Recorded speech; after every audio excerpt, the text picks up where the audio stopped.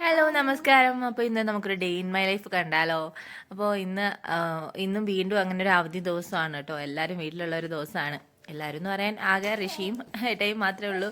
ഏട്ടായി ജോലിക്ക് പോവും, ഋഷി സ്കൂളിൽ പോവും. ബാക്കി ഞങ്ങൾ മൂന്നുപേരും വീട്ടിൽ തന്നെ ഉണ്ട്. അപ്പോൾ ഇന്ന് രാവിലെ ചായയൊക്കെ കുടിച്ച് ബൂസ്റ്റൊക്കെ ഇട്ട് ചായയൊക്കെ കുടിച്ച് ഇങ്ങനെ ഇരിക്കാമെന്ന് വിചാരിച്ചു രാവിലെ തന്നെ. അപ്പോൾ നമ്മൾ ബാൽക്കണിയിലേക്ക് വന്നപ്പോഴാണ് അവിടെ ഒരു ഗസ്റ്റ് ഇങ്ങനെ വന്നിരിക്കുകയാണ്.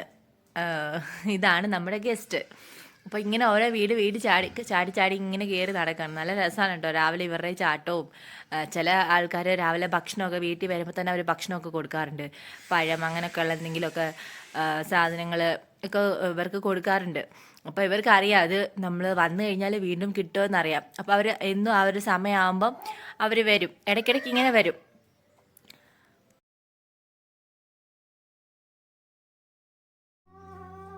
അപ്പോൾ രാവിലെ ഇങ്ങനെ ഓരോരോ വീടുകൾ ചാടി കയറുകയാണ് കേട്ടോ. അപ്പോൾ ഈ കാഴ്ചയൊക്കെ കണ്ടുകൊണ്ടിരിക്കാൻ തന്നെ ഒരു രസമാണ്. പക്ഷെ ഇതിൻ്റെ വലിയ ടൈപ്പ് ബബൂൺസ് ഒക്കെ ഉണ്ട്. അപ്പോൾ അതൊക്കെ ആണെങ്കിൽ നമ്മളെ അള്ളുമൊക്കെ ചെയ്യും. അപ്പോൾ അത് ഡേഞ്ചറാണ്. അപ്പോൾ രാവിലത്തെ ബ്രേക്ക്ഫാസ്റ്റ് ഇന്ന് ഗണേശ ചതുർത്ഥി ആയിരുന്നു. അപ്പോൾ അതുകൊണ്ട് ഇന്ന് രാവിലത്തെ ബ്രേക്ക്ഫാസ്റ്റ് മോദകം പോലെയാണ് ബ്രേക്ക്ഫാസ്റ്റ് ആക്കിയത്.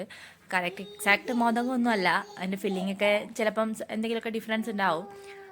എനിക്കറിയാവുന്ന രീതിയിൽ ഞാൻ ഉണ്ടാക്കുന്ന രീതിയിൽ ഞാൻ രാവിലത്തെ ബ്രേക്ക്ഫാസ്റ്റ് ആക്കി. ഇപ്പോൾ പിള്ളേർക്കൊക്കെ അത് നന്നായിട്ട് ഇഷ്ടപ്പെട്ടു. അപ്പോൾ അവർ നന്നായിട്ട് കഴിക്കുന്നുണ്ടായിരുന്നു. അപ്പോൾ കുഞ്ഞു മോളും നന്നായിട്ട് കഴിക്കുന്നുണ്ടായിരുന്നു. പിന്നെ ഉച്ചക്കത്തേക്കുള്ള കുഞ്ഞാളെ ഉറക്കാനൊക്കെ കിടത്തിയിട്ട് ഉച്ചക്കത്തേക്കുള്ള പരിപാടിയൊക്കെ നോക്കി. ഇന്ന് സാമ്പാറായിരുന്നു കറിയാക്കി ഉദ്ദേശിച്ചത്. അപ്പം സാമ്പാറിന് ഇന്ന് അധികം കഷ്ണങ്ങളൊന്നും ഇല്ലാത്ത വളരെ സിമ്പിളായിട്ടുള്ളൊരു സാമ്പാറാണ് കേട്ടോ. അപ്പോൾ ജസ്റ്റ് ഉരുളക്കിഴങ്ങും വഴുതനങ്ങയും തക്കാളിയും സവോളയൊക്കെ മാത്രമേ എടുത്തിട്ടുള്ളൂ. ഇതിൽ മുരിങ്ങയ്ക്കായും ചേർക്കുന്നുണ്ട്. പക്ഷെ മുരിങ്ങയ്ക്ക നമ്മൾ ആദ്യമേ ഇട്ടില്ല. അത് നമ്മൾ കടുക് വറുക്കുന്ന കൂട്ടത്തിൽ വഴറ്റി ഇടാമെന്ന് വിചാരിച്ചു. ഈ കുക്കറിൽ മുരിങ്ങയ്ക്ക ഇട്ട് കഴിഞ്ഞാൽ അത് നന്നായിട്ട് അങ്ങ് വെന്തുടഞ്ഞു പോകും. അപ്പോൾ അതുകൊണ്ട് ആ കഷ്ണങ്ങൾ മാത്രം ജസ്റ്റ് വേവിച്ചിട്ട് ലാസ്റ്റിൽ കൂട്ടുന്ന സമയത്ത് അത് ചേർത്ത് വഴറ്റിയിട്ട് പൊടികളും ചേർത്ത് വഴറ്റിയിട്ട് ഇടാമെന്ന് വിചാരിച്ചു. അപ്പോൾ നമ്മൾ കടുവൊക്കെ പൊട്ടിച്ച് അതിലേക്ക് ഞാൻ വെളുത്തുള്ളി ഇടാറുണ്ട്. വെളുത്തുള്ളിയും കാരണം ഗ്യാസിൻ്റെ പ്രശ്നങ്ങളുണ്ടെങ്കിൽ അത് കുറഞ്ഞ് കിട്ടാനായിട്ട് വെളുത്തുള്ളി നല്ലതാണ്. അപ്പോൾ വെളുത്തുള്ളിയൊക്കെ ഇട്ട് മറ്റേ കടുക് വറുക്കാനുള്ള എല്ലാം ചേർത്ത് അതിലേക്ക് മുരിങ്ങയ്ക്ക ഇട്ട് വഴറ്റി അതിലേക്ക് പൊടികൾ ചേർക്കുന്ന ഒരു അല്പം ഉലുവാപ്പൊടി ചേർക്കും, ഇച്ചിരി മഞ്ഞൾപ്പൊടി, മുളക് പൊടി, മല്ലിപ്പൊടി, പിന്നെ കുറച്ച് സാമ്പാർ മസാലയും ചേർത്തിട്ടുണ്ട്. അപ്പോൾ ഇത്രയാണ് ഞാൻ ചേർത്തിട്ടുള്ളത്.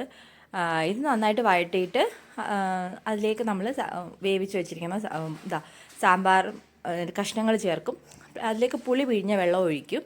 ഇത്രയും മാത്രമേ ചേർത്തിട്ടുള്ളൂ. വളരെ സിമ്പിളായിട്ട് ഉണ്ടാക്കാൻ പറ്റുന്നൊരു സാമ്പാറിൻ്റെ റെസിപ്പി, അത്രയേ ഉള്ളൂ ഇത്. പിന്നെ തൊട്ടപ്പുറത്ത് തന്നെ നമ്മൾ ഉച്ചക്കത്തേക്കുള്ള ചോറും വേവിക്കുന്നുണ്ട്. അപ്പോൾ ഇവിടെ നമ്മുടെ നാട്ടിലെ പോലെ തന്നെ വലിയ അരി കിട്ടാറുണ്ട്, മട്ടാരി കിട്ടാറുണ്ട്. അപ്പോൾ നമ്മളത് വാങ്ങിച്ച് ആണ് ഉപയോഗിക്കുന്നത്. അപ്പോൾ ഇന്ന് സാമ്പാറിനേക്ക് മല്ലിയിലൊക്കെ ചേർത്തിട്ടുണ്ട്.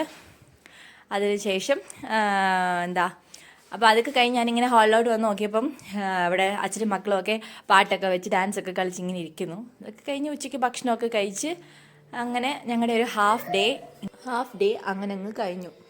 അപ്പോൾ പിന്നെ കുട്ടികളെയൊക്കെ ഉറക്കാനായിട്ട് റൂമിലേക്ക് വന്നു. ഉച്ചയ്ക്ക് ഇച്ചിരി നേരം സാധാരണ എന്നും കിടത്താറുണ്ട്. അല്ലെങ്കിൽ നമുക്കതിലൊരു റെസ്റ്റ് കിട്ടത്തില്ല. തന്നെയൊക്കെ നോക്കുന്നത് കൊണ്ട് എനിക്ക് ഉച്ചയ്ക്ക് വരുന്ന കിടന്ന് ഉറങ്ങുമ്പോഴാണ് എൻ്റെ ആ ഒരു സ്ട്രെസ്സൊക്കെ ഒന്ന് കുറഞ്ഞ് ഞാനൊന്ന് റിലാക്സ് ആവുന്നതൊക്കെ. അതൊക്കെ കഴിഞ്ഞ് വൈകിട്ട് നമുക്കൊരു ഫംഗ്ഷൻ ഉണ്ടായിരുന്നു, ഒരു വുമൻഹുഡ് സെലിബ്രേഷൻ അച്ചുമോളുടെ. ഇങ്ങനെ ഞാൻ ഷോർട്സ് ഇട്ടിട്ടുണ്ട്, കാണാത്തവർ പോയി കാണുക. അപ്പോൾ അതൊക്കെയായിരുന്നു ഒരു നല്ലൊരു ചടങ്ങും കാര്യങ്ങളൊക്കെ കാണാൻ പറ്റി, അതിൽ പങ്കെടുക്കാൻ പറ്റി. അങ്ങനെ അന്നത്തെ ഒരു ഡേ അങ്ങനെ അങ്ങ് കഴിഞ്ഞു. പിന്നെ വലുതായിട്ട് ഉള്ള വൈകിട്ട് വലിയ ഡിന്നറും കാര്യങ്ങളൊന്നും ഇല്ലായിരുന്നു.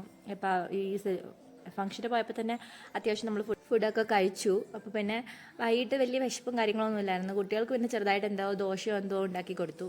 അങ്ങനെ അങ്ങ് അന്നത്തെ ദിവസം അങ്ങ് കഴിഞ്ഞു. പിന്നെ രാത്രി കിടക്കാനായിട്ട് ഒരു കളിയും ചിരിയൊക്കെ ആയിട്ട് പിള്ളേരിങ്ങനെ കൂടും. ഋതു ഉറങ്ങിയിട്ടുണ്ട് ഈ സമയം കൊണ്ട്. ഇനി ഇദ്ദേഹം മാത്രമേ ഉള്ളൂ ഉറങ്ങാനായിട്ട്.